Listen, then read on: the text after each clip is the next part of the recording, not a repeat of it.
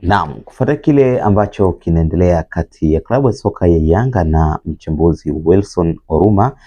kufuatia madai ya kwamba ameikashifu klabu hiyo kutokana na kauli zake ambazo amekuwa akizitoa kupitia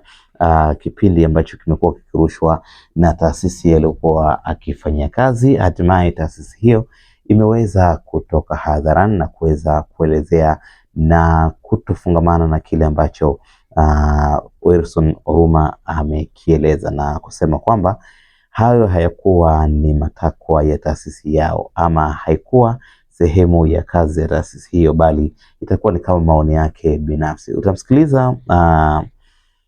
afisa huyu ambaye pia ni kaimu mkurugenzi wa vipindi pale TVE akielezea kile ambacho kama taasisi kimefikia na nini kinaendelea kati ya taasisi hiyo na Wilson Oruma, lakini pia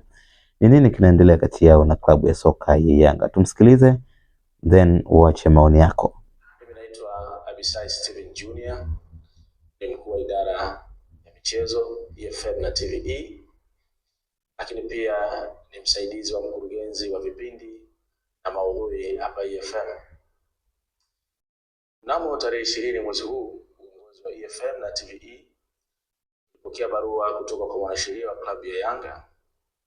na Yanga wenyewe ina taarifa ya kusudio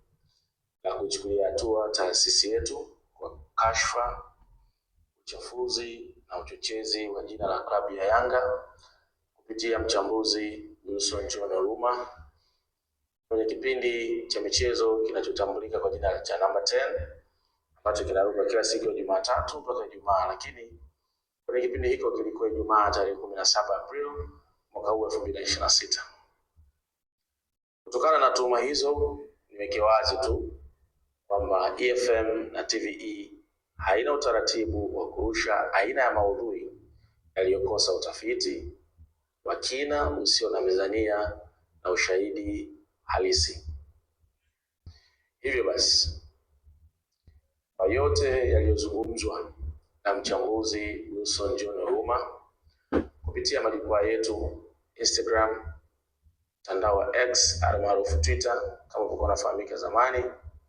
kwamba yale ni maoni yake binafsi na sio maoni au msimamo wa kituo chetu cha EFM na TVE, na ni kosa kutumia jukwaa letu kinyume na taratibu zinapofahamika. Mpaka sasa hatua mbalimbali zimeshachukuliwa, ikiwemo kushusha au kufuta maudhui yote yaliyochapishwa kwenye majukwaa yetu mbalimbali, pamoja na kumtaka mhusika kuomba radhi kupitia majukwaa hayo, lakini mhusika Bwana Wilson John Oruma mchambuzi hakuwa tayari kufanya hivyo, kwa msimamo kwamba yuko tayari kwenda mahakamani kwa utetezi wake zaidi. Ofisi haijamzuia kufanya hivyo, hiyo ni haki yake. Nichukue nafasi hii tena kwa niaba ya uongozi wa EFM na TVE kuiomba radhi klabu ya Yanga, kuomba radhi mashabiki na wanachama wa klabu hiyo,